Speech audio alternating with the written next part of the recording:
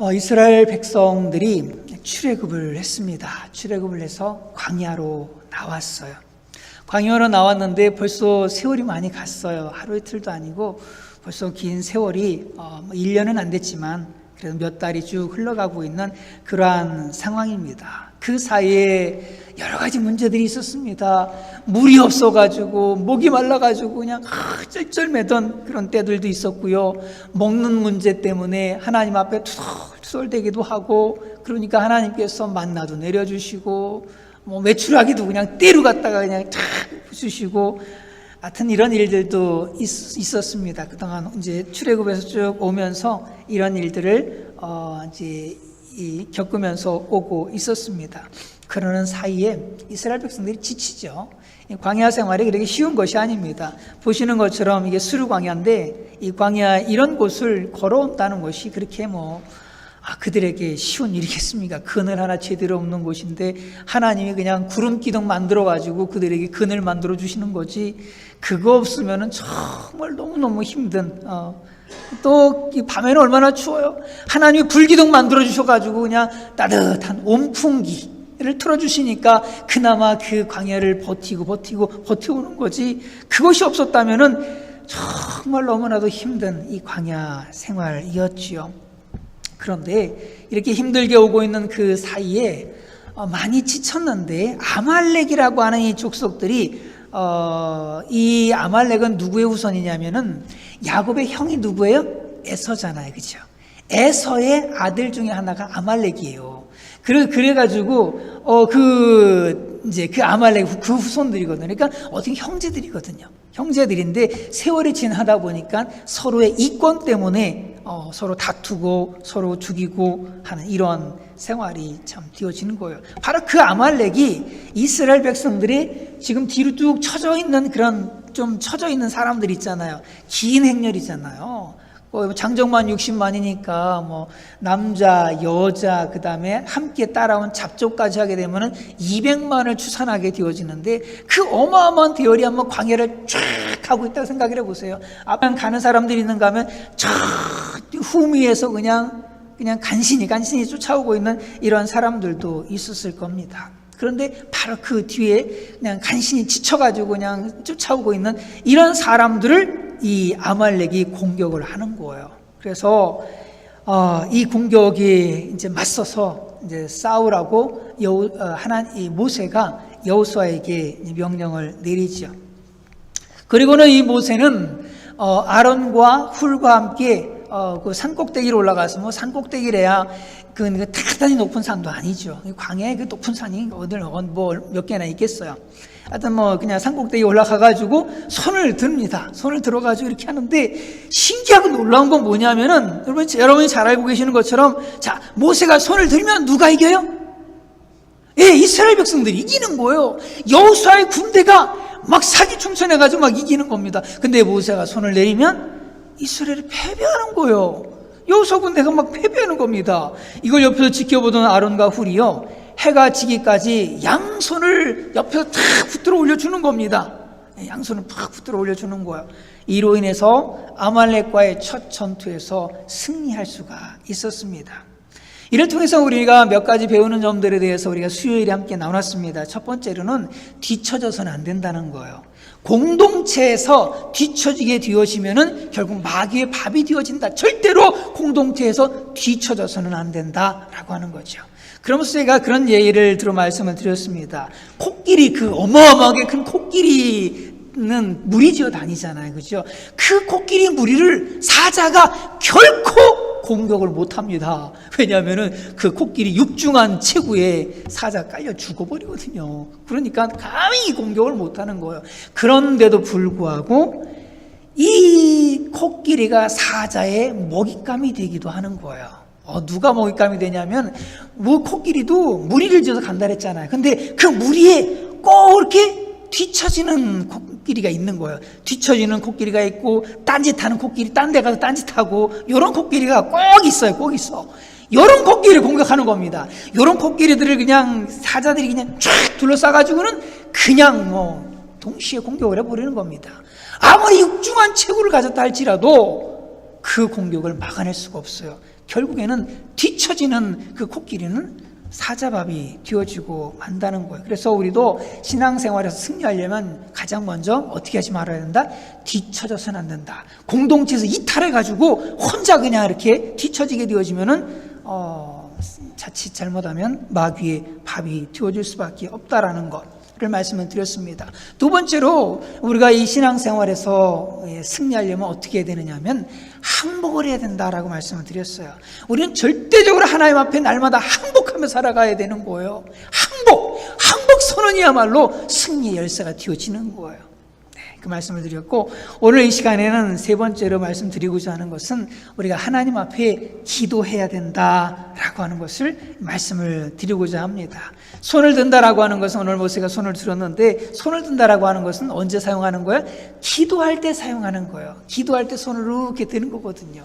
우리 한국 사람들은 이렇게 손 들고 기도하는 사람들은 많지는 않은데 그래도 요새는 좀 많이 손 들고 기도하는 분위기가 되기도 합니다. 근데 보통 이스라엘 사람들은 손 들고 이렇게 기도하거든요. 오늘 이 시대는 정말로 엉망진창인 여러 가지 일들이 많습니다. 사회도, 세계도, 문화도, 교육도 많은 부분에서 나도 한마디 진짜 엉망진창인데 그런 속에서 저와 여러분들이 살아가고 있는 거예요. 그러니까 전쟁터예요. 삶을 산다라고 하는 것이 전쟁터에 들어가서 생존하기 위해서 몸부림치는 이것과 비슷한 겁니다. 우리 학생들은 학교가 전쟁터입니다. 정말 학교가 전쟁터예요. 학교에서 뭘 가르쳐요? 동성애를 가르치고, 동성애가 옳다, 동성애를 가르치고, 그리고 학교에서 뭘 가르쳐요? 진화론을 가르치고, 세상은 하나님이 창조한 것이 아니라 세상은 아메바가 진화해가지고 원숭이가 진화해가지고 인간이 되어진 거야. 유인원이 탁 해가지고 인간이 되어지고 이렇게 얘기하는 겁니다.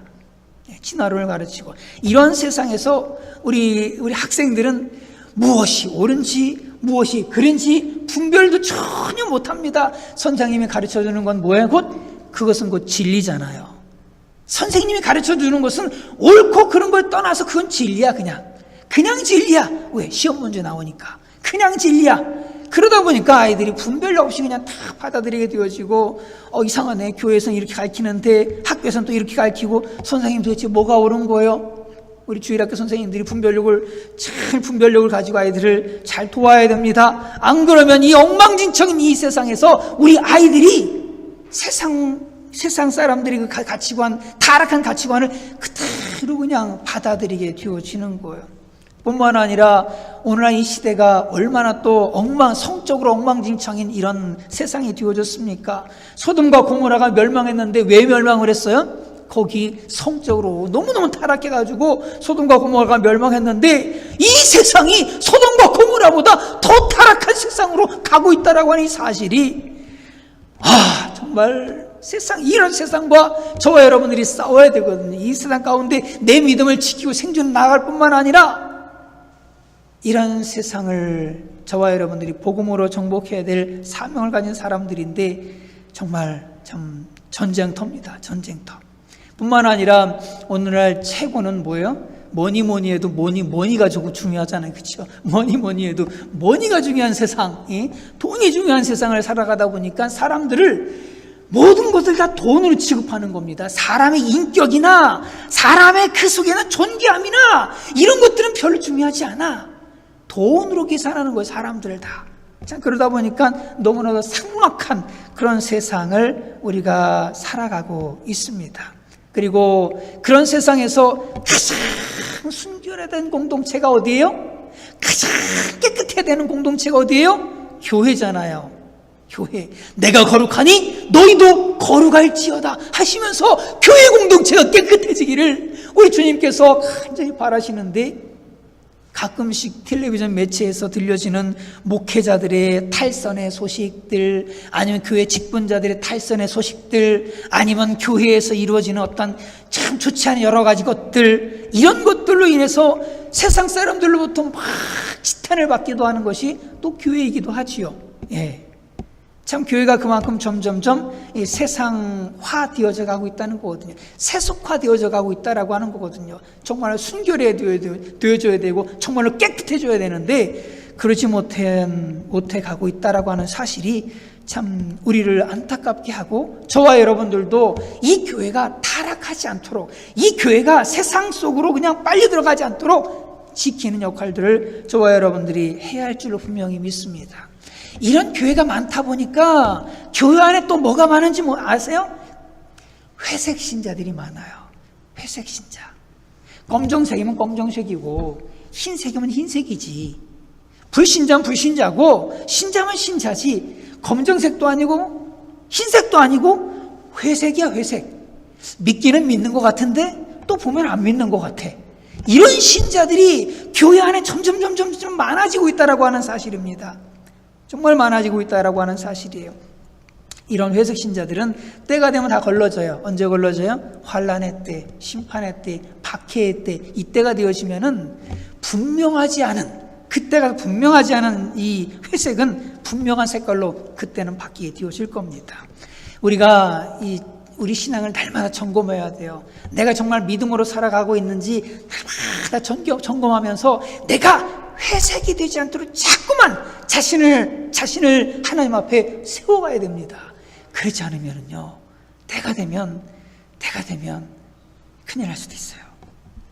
이런 시대에 저와 여러분들은 저희 딸이 지금 무디 신학교 올해 졸업반이거든요. 올해 졸업반이고 올해 결혼도 하는데, 그리고 인턴 과정 한 1년 혹은 2년 하고 사관학교에 들어갈 예정인데, 저는 이 아이를 생각하면서 마음이 되게 참 한편으로는 쓰린 게 있어요. 뭐냐면은, 왜 하필 이런 때 목회를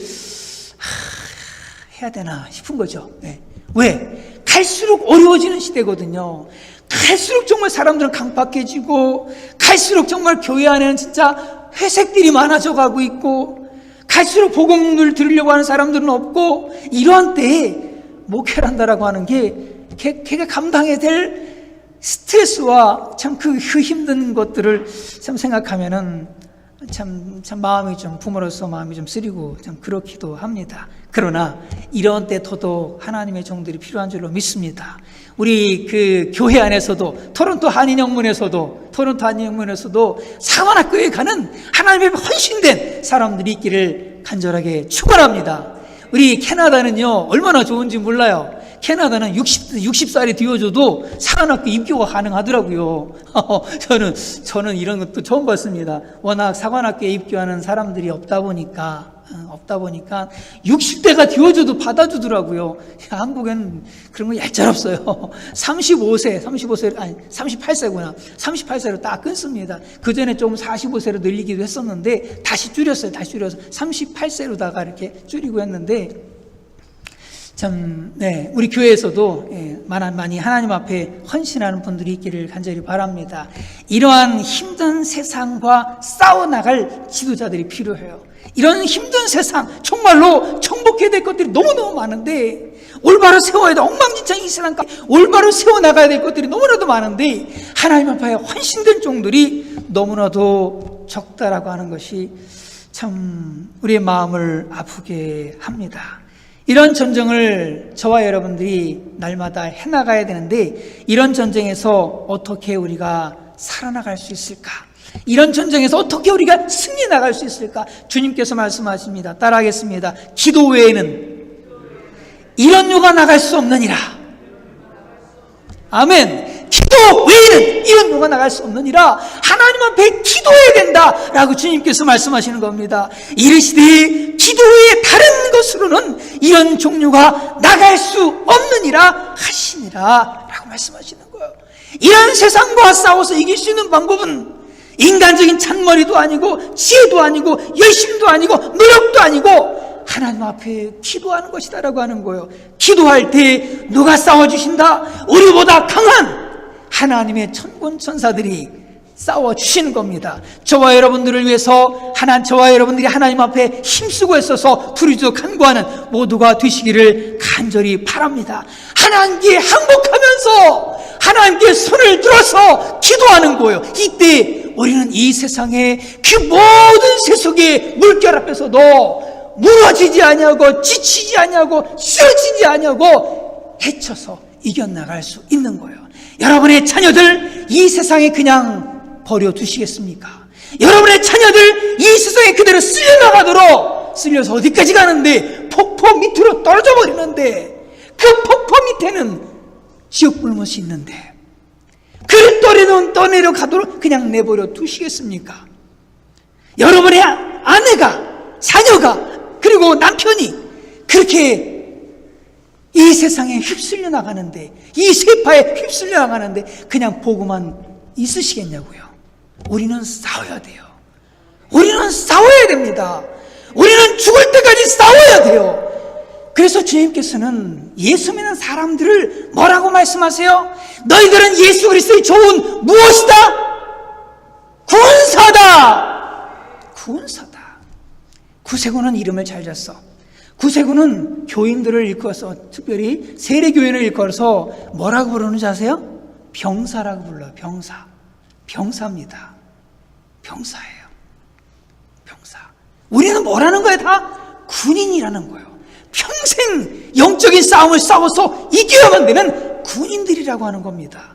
구세군에 오신 여러분들을 환영합니다. 모두가 다 예수 그리스도의 군병들이 되어져서 이 세상의 역사하고는 사탄 마귀와 이 세상의 더럽고 추한 문화와 싸워서 이기고 여러분들을 지키고 여러분들의 자녀를 지키고 여러분의 공동체를 지켜나가는 그런 모두가 되시기를 주님의 이름으로 축원을 드립니다.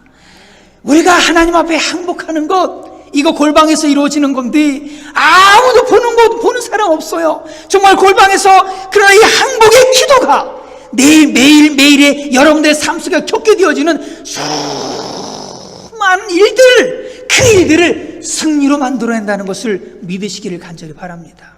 여러분의 삶 속에서의 승리는 다른 데 있는 것이 아니라 여러분들이 골방에서 하나님 앞에 항복하며 손들고 주님 앞에 기도하는 바로 그 기도를 통해서 여러분들의 삶 속에서의 영적인 승리가 반드시 이루어집니다. 히스기야는요, 자신의 이제 죽을 운명에 처했어요. 하나님께서 어느 날 갑자기 이제 넌 저기 죽을 준비해라, 이제 갈 준비해라 라고 이렇게 이사야를 통해서 메시지를 주셨습니다. 그러니까 히스기야가 한 게 뭐예요? 집안 정리하면서 이제 하나님께서 나 이제 가란다, 나 부르신 이제 오라고 그러신다라고 하면서 집안 정리하면서 이제 죽을 준비해, 이렇게 한 것이 아니라 뭐였어요? 하나님 앞에 눈물로 부르짖어 기도한 겁니다.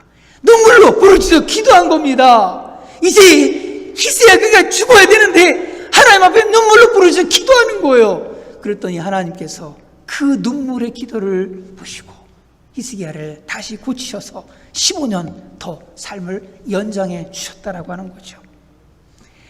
느헤미야는요, 예루살렘에 대한 소식을 듣습니다. 예루살렘이 회파가 되어지고 불타버리고 성벽이 다 불타고 성문 다 불타고 성벽 다 무너져 버리고, 이런 소식을 예루살렘에서 온 그 형제들로부터 이 느헤미야가 듣게 되어지는 거예요. 한마디로 무슨 얘기야?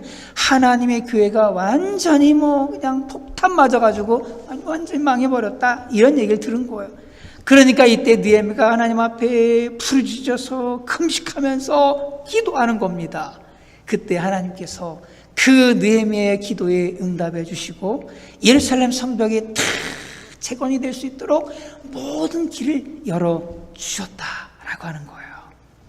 예수님께서요, 겟세마네 동산에서 그냥 막 부르짖어 기도하십니다. 하나님 앞에 부르짖어 기도하셔요. 하나님의 아들 예수 그리스도.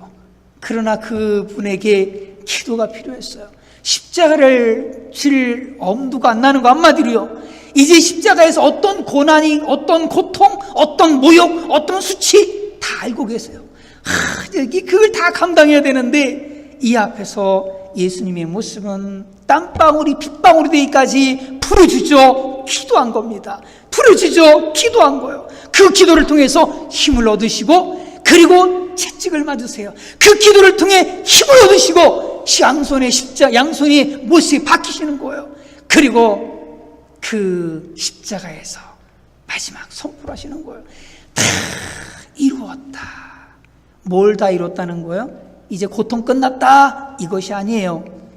이제 드디어 구원의 길을 완성했구나. 이제 온 인류를 위한 구원의 길을 완성했다 라고 하시면서 다 이루었다 라고 말씀하셨어요. 그 모든 것을 가능하게 했던 것이 뭐냐? 겟세마네 동산에서 하나님 앞에 땀방울이 핏방울이 되도록 부르짖어 기도했던 그 기도가 결국은 현장에서의 승리를 이끌었다라고 하는 사실을 저와 여러분들이 기억해야 합니다. 하나님 향해 손을 들어 기도하는 것이 이렇게 중요합니다. 하나님을 향해 손을 들어 기도할 때 교회가 부흥하는 겁니다. 오늘날 교회가 부흥하지 못하는 이유가 무엇이냐? 교회에서 기도하는 사람들이 점점 줄어들고 있고, 지난 시간에 말씀드렸던 것처럼 새벽 예배가 없어지는 교회들이 점점 늘어나고 있고,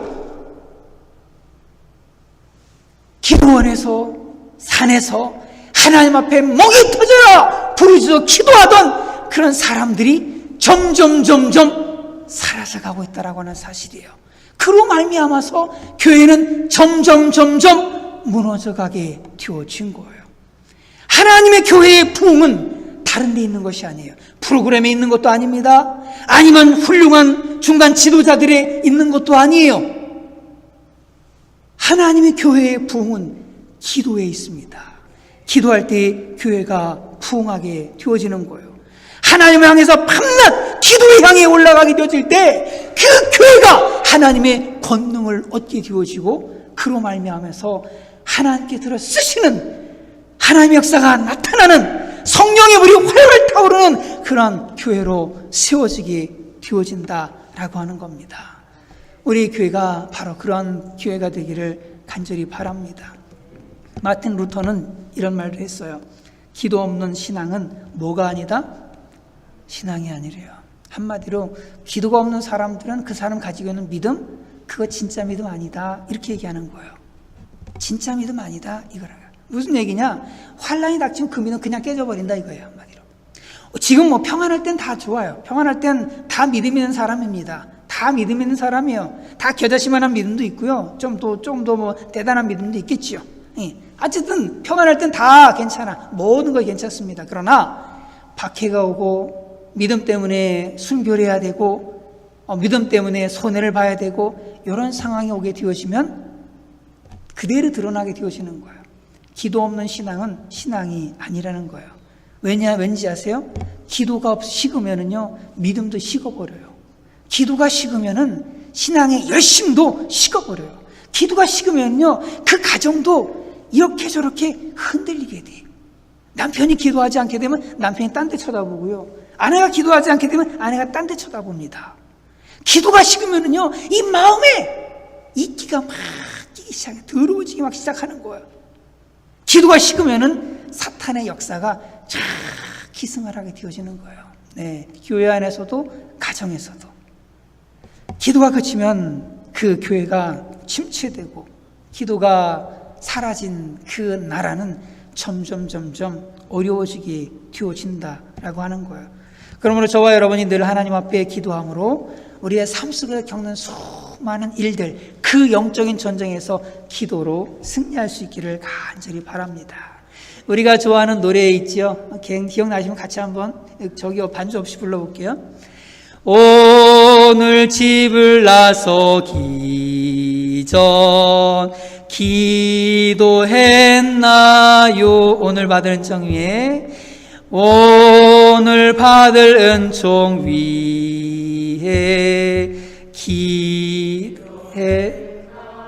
이게 아닌데 사실은 마음에 분노 가득 찰 때 기도했나요? 나의 앞길 막는 친구 용서했. 후렴을 뺄래니까 참 안 되는데, 네. 나의 일생 다가도록 기도하리라. 주께 맡긴 나의 생애 영원하리라. 마음에 분이 가득 찰 때 기도했나요? 나의 앞길 막는 친구 용서했나요? 기도는 우리의 안식, 기도는 우리의 안식, 빛으로 인도하리. 앞이 캄캄할 때 기도 잊지 마세요. 앞이 캄캄할 때 뭐 잊지 말라고요? 기도 잊지 말라고요. 예, 앞이 캄캄할 때 기도 잊지 마시고 정말 하나님 앞에 더더욱 부르짖어 기도하시기를 간절히 바랍니다. 이때 하나님께서 일하시는 거예요. 예, 그런데 기도는 힘을 합쳐야지만 힘이 나고 또 승리할 수 있습니다. 참 기도하는 거 중요한 거 알아요. 모두가 다 알죠. 알아요 사관님, 뭐 아는 얘기 그만하세요.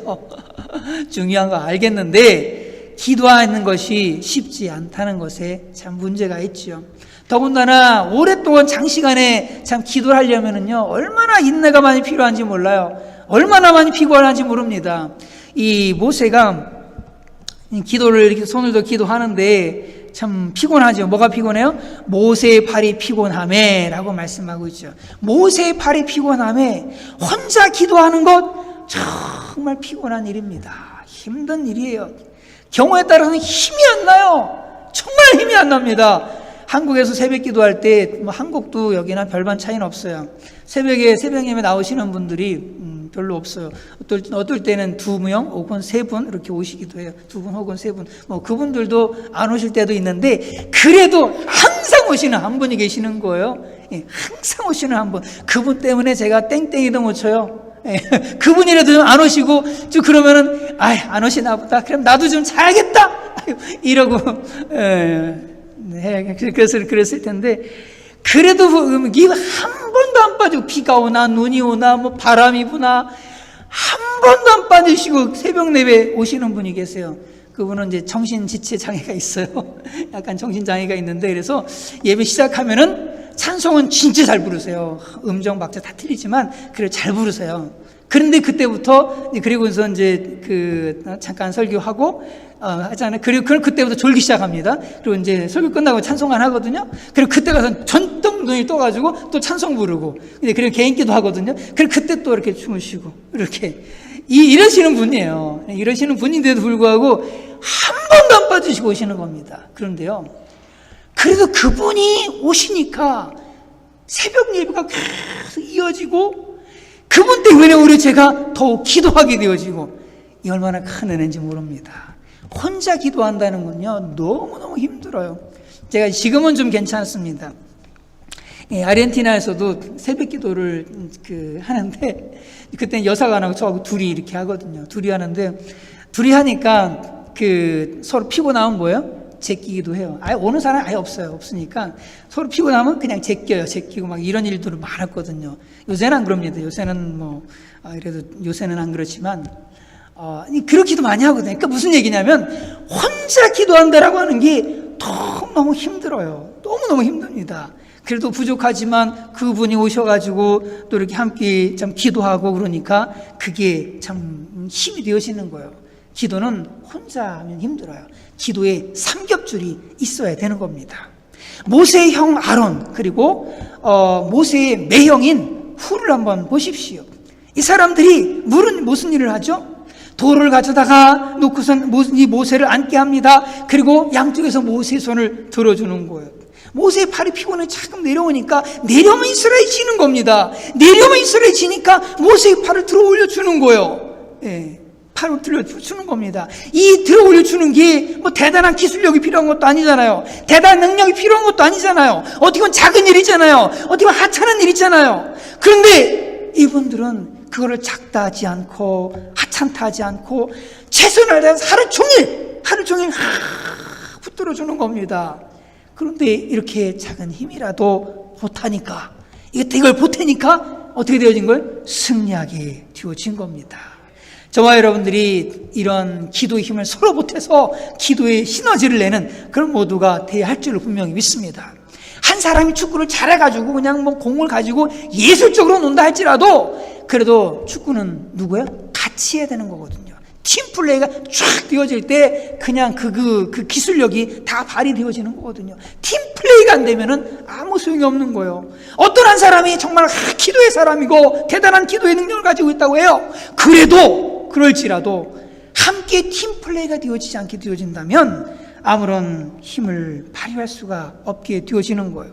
특별히 영적인 전쟁에서는 더더욱 그렇습니다. 여러분 바울이 바울의 능력 가지고 바울이 혼자 힘으로 그 사역을 감당해낸 것이 아니에요. 바울이 혼자 그 사역을 다 감당해낸 게 아닙니다. 바울 옆에는요 브리스가와 아굴라라고 하는 정말 자기 바울을 위해서는 바울이 눈이 좀 안 좋았거든요. 바울을 위해서는 눈이라도 빼서 바울에게 줄 정도로 그렇게 바울을 사랑하면서 옆에서 그냥 생명을 다해서 조력했던 조력자들이 있었던 거예요. 브리스가와 아굴라라고 하는. 이로 말미암아서 그런 바울을 통해서 얼마나 많은 하나님의 선교 역사들이 일어나게 되어진 겁니다. 이 교회에, 토론토 한인 구세군 교회에 바로 담임사관의 손을 붙잡아 줄 수 있는 우리 정교님과 이 부교님과 또 우리 구역장님들 쫙 받쳐줘야 되는 거예요. 그래야지 이 교회가 그냥 쫙 나가게 되어지는 겁니다. 혼자 제 능력도 별로 없지만은 혼자 북치고 장구치고 다 하라 그러는 거야. 나 혼자 하십시오. 사관님 다 하세요. 다 하세요. 사관님은 죽도록 충성해야 돼. 다 하세요. 다 하십시오. 아무 제가 능력 있어 다 해요. 지금도 북치고 장구치고 다 하잖아요. 혼자 다 누르고 다 하고 다 하잖아요. 그죠? 설치하고 다 제가 북치고 장구치고 다 합니다. 다 하긴 하는데 그러면 하나님의 역사가 없어요. 한 사람이 아무리 능력이 많아도 옆에서 밀어주는 사람들, 옆에서 격려해주는 사람들, 지치지 않도록 피곤하지 않도록 붙들어주는 사람들이 절대적으로 필요하다라고 하는 거예요. 구역이 막 성장하려면 누가 필요한 거예요? 구역장이 아무리 훌륭하고 구역장이 아무리 전화도 하고 말씀도 잘 주고 뭐 잘 양육해도 누가 필요한 거예요? 옆에서 같이 그 구역장을 도와서 그 구역을 세워나가는 이런 사람들이 없다면 그 구역이 성장이 없어요. 알아서 하세요. 알아서 하세요. 저는 몰라요. 알아서 하세요. 그러면 교회고 구역이고 성장이 없는 거예요. 부흥은 이루어지지 않는 거죠. 함께 팀플레이가 되어줘야 된다라고 하는 거예요. 가정도 마찬가지예요. 부부와 남편이 따로 노는 혹시 가정 여기 안 계시죠? 부부 따로, 남편 따로, 아내 따로, 주머니도 한 주머니, 두 주머니 차고, 그런 집들도 요즘 많더라고요. 두 주머니. 돈 관리도 알아서 별도로 해. 참 희한한 집이야. 뭐 제 생각이 좀 잘못됐는지 모르겠습니다만, 하여튼 그런 집들도 많이 있더라고요.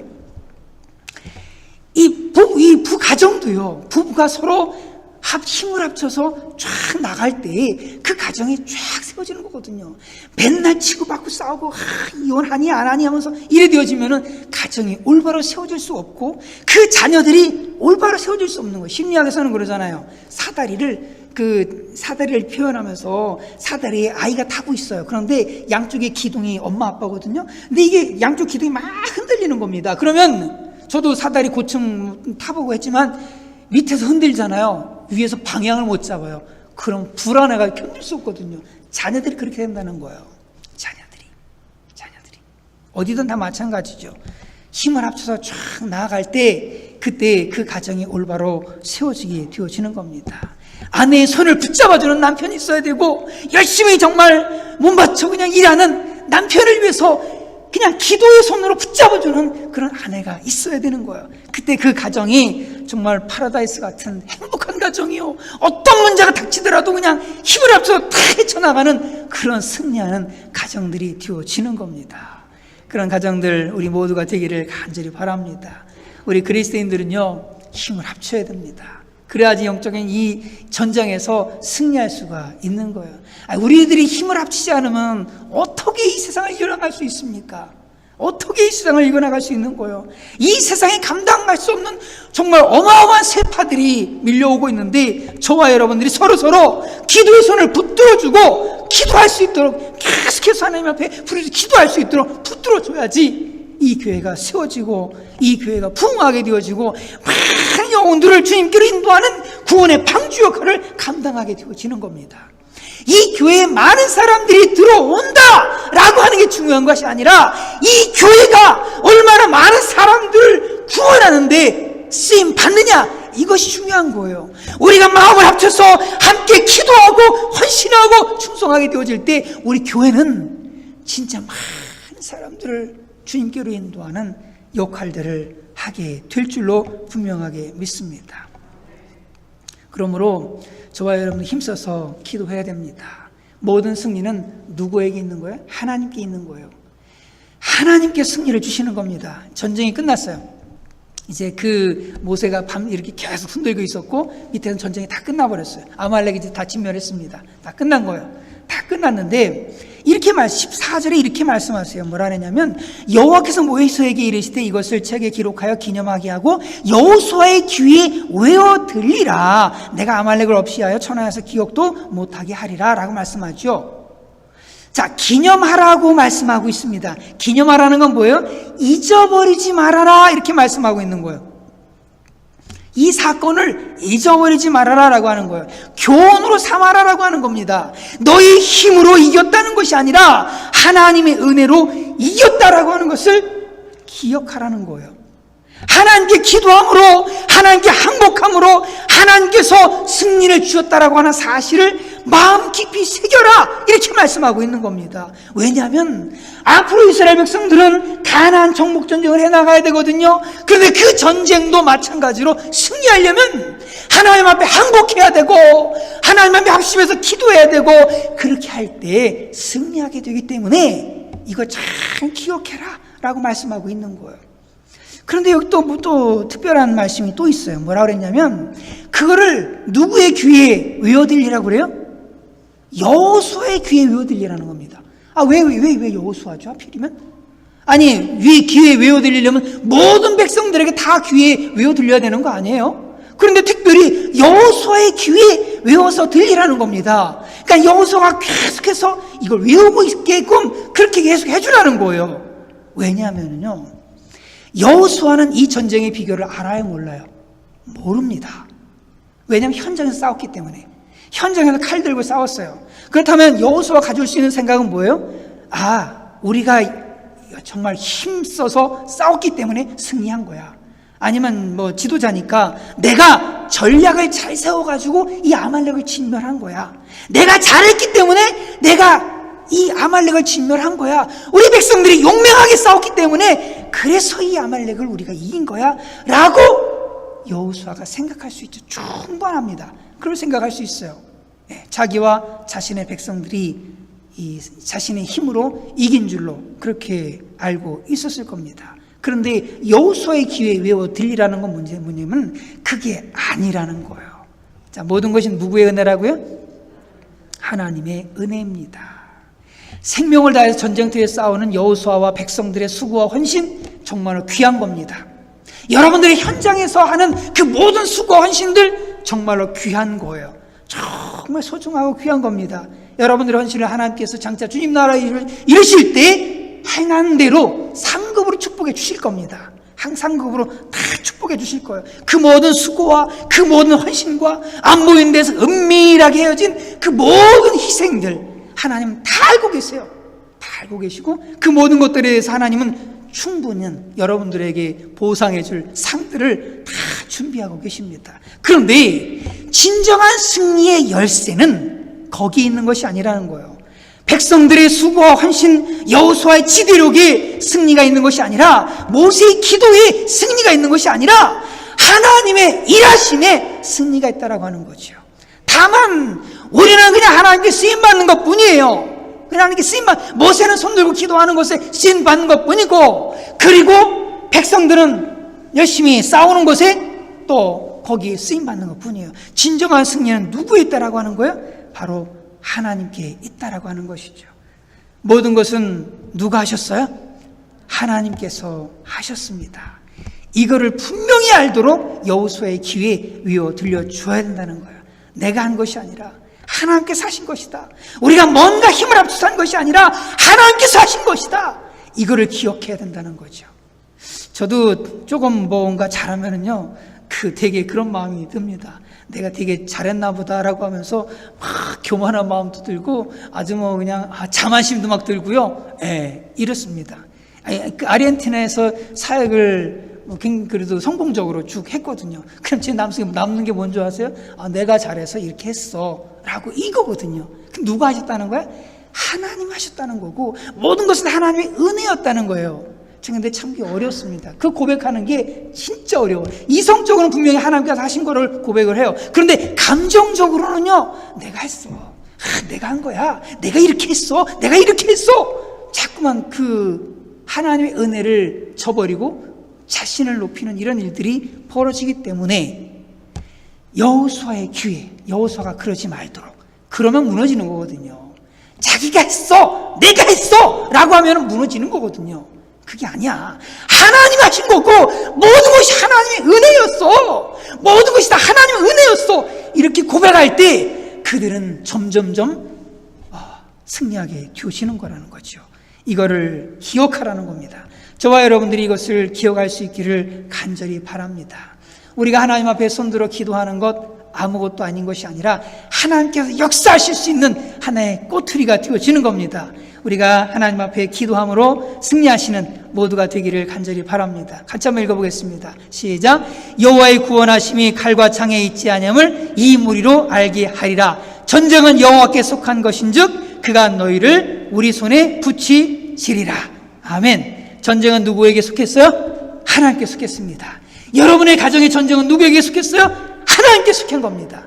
그러므로 저와 여러분들이 하나님 앞에 기도하고 서로 기도하는 걸 포기하지 않도록 붙들어주고 할 때 승리는 누가 주시는 거다? 하나님이 주시는 거다라고 하는 겁니다. 믿음의 승리를 이루는 모두가 되기를 주님의 이름으로 축원을 드립니다.